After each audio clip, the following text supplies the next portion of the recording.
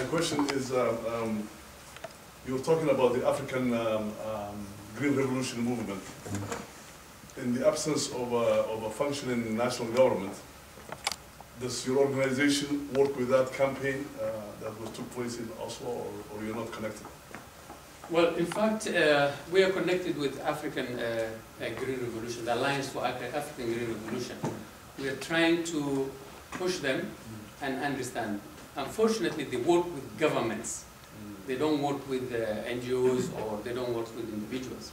So what we're trying to show them, to persuade them that, well, yes, we don't have a government, but we're still here. And we are working, and we're doing. In fact, at the beginning, they were kind of like testing us to see how far we can go. But now I think there's a room that we can work together with them. And luckily, one of the leading scientists in the Alliance for African Green Revolution is a member of SATG as well. He's a member of our organization. So we're pushing the agenda through that.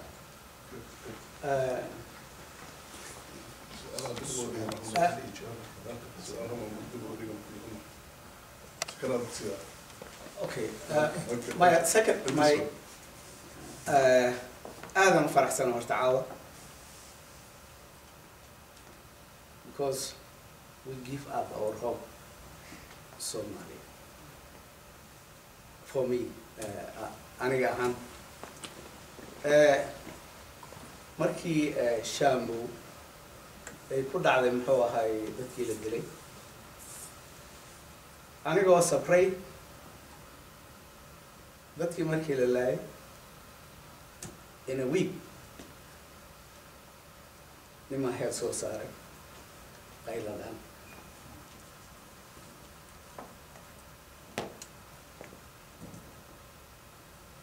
muxuu ahay party wuxuu geli hope caawo my second hope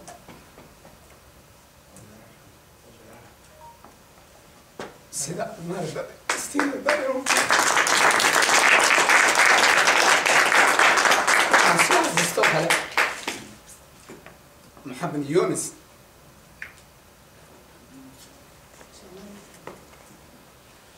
marka waxaan rajeynaa sida Mohammed Yunus.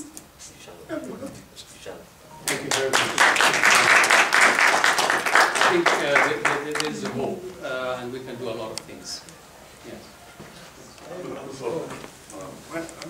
Hussein, Adi Abba Masan Thai, brother, keep going to say, I have mining in Adi Abba say, I have no representation and something. So I should do more to agriculture NGOs. Makashaka areas I stand a position. Mana NGOs Makashakayan areas controlled by Al-Shabaab. By Al-Shabaab. Because I understand most of the most fertile areas are controlled by Al-Shabaab. So are you guys active? Are NGOs, Nairobi-based NGOs, do they operate in those areas? Very good question. That's one question. Second question I have is about agriculture technology. Did they introduce to Somalia genetically engineered seeds to Somalia? And if so, what are the risks? What are? Genetically Yes. So what are the consequences? Yes. If any.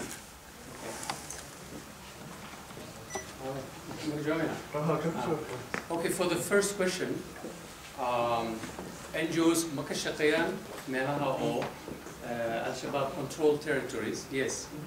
In fact, Mr. Kad to say the picture on the silos, household metal silos. We have distributed over 2,000 metal house silos in the Bai region. And the Bai region is controlled by Al-Shabaab.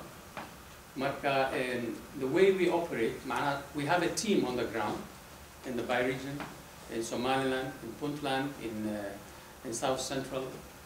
Marka, we train them and we send them back. Of course, some of us cannot go directly there in certain areas, but we go in many other places. The team in Nairobi is very small, but we have a bigger team on the ground. So as long as you talk to these authorities and you tell them what is your agenda, you can easily conduct your work, as long as you don't interfere with their agenda. So what we do when we have a project, we go and we tell to the people on the ground, at least to share this program with them. This is what our plan is, and this is what our intention is. No more agendas in there. So we're doing our work without any problems. And we have worked also in Afgoy, in Johar area, successfully, and we have produced some successful results. In fact, Fils and Mangbin is being, the seed increase is being done in the irrigated area. And Okay. the second question. Oh, yeah, second question. Yeah. Genetically modified. Well, genetically modified seed, I think my profession is plant breeding. You are asking a wrong person that question, because I have no objection to that. So a lot of people, they have their own objections on genetically modified seed. The corn that you eat here in Canada is genetically modified. The soybean that you use here in Canada is genetically modified. And we have not seen any consequences in that. So you're asking the wrong person the question, because for me, even if I introduce genetically modified, there should be policies in place, there should be tests in place from the beginning, before introducing it. And to introduce a genetically modified in this country, it goes through a rigorous testing. So we forget about all this testing. There are policies, there are everything in place. So in places like Somalia, it can be dangerous, but it should be tested first before it's introduced. But as far as I know, there's no genetically modified plants or organisms that's introduced into Somalia so far. faraxsanaa shirkan oo kale inaan isugu yimaado malaha inta badan siyaasadun baa la isugu iman jiray shir caynkan oo kale la isugu yimaado waxay ku saabsan tahay topiga aad ka hadlaysay waxaa jira berbera iyo boosaaso waxaa laga sameeyey meelo xoolaha laga dhoofiyo oo feeding grounds oo aad looga shaqeeyey inkastoo ay dhibaatooyin badan haysato oo haddii noqoto xagga certificationka medical certificationka iyo haddii noqoto xagga testing iyo waxaas laakiin aad bay u shaqeysaa inta ay kaliya labada meeloodba ama labada administration aad bay u dadaaleen waxaana dhaqaale fiican baana ka yimaado arigii dhibaataysnaa uu ka dhuufaa iyo loodiyo geeliba wax technical support ma siisaan haddaydaan siina ma ku tali jirtaan inaad la shaqeysaan oo aad siisaan waayo waxay u baahan yihiin technical assistance. In fact, this is very successful story. So, Somaliland in Puntland ka jiraba waa jiraan meelo badan oo xoolaha lagu kaydiyo.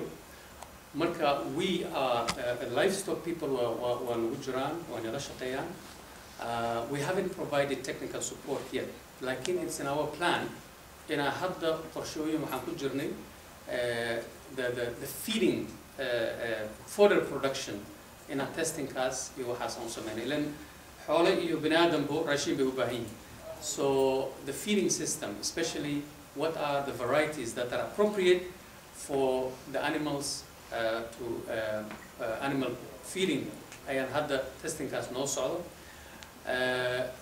waxaa hadda barnaamijka in fact si xoogan u wada xataa USAID-ka iyagoo mataqaana raba inay si gaara waana ku dhawaaqeen oo malayna in Somaliland, in Puntland, si gaara inay u taageeri doonaan. And one of the areas that are supported was the livestock sector, the feeding systems, vaccination, certification, intaas. Weli si xoogan uguma jiro. Like we just finished our first workshop in Hargeisa recently, and we had people from Puntland who attended, and these are the areas we discussed, and we are developing projects based on this. Thank you.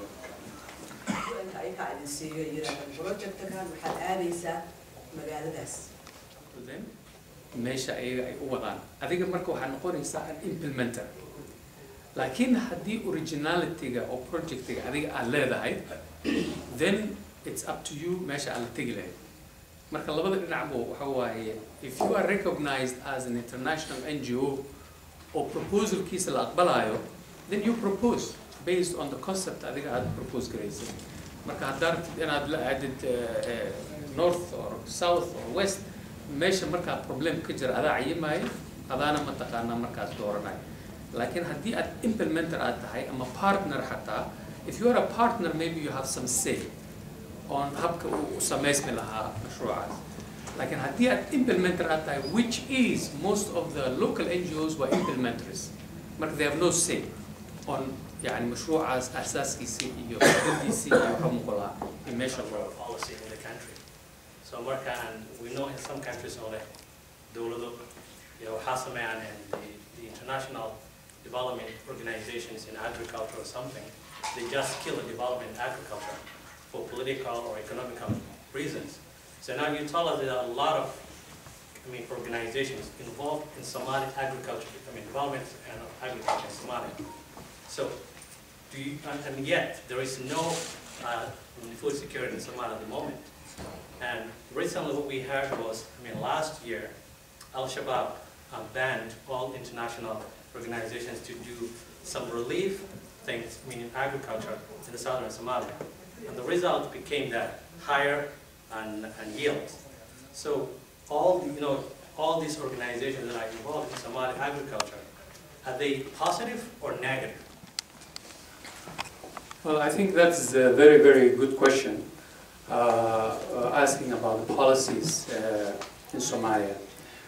Well, you are absolutely right. There's no, the policy is something to do with government. If there's no government, there's no policy.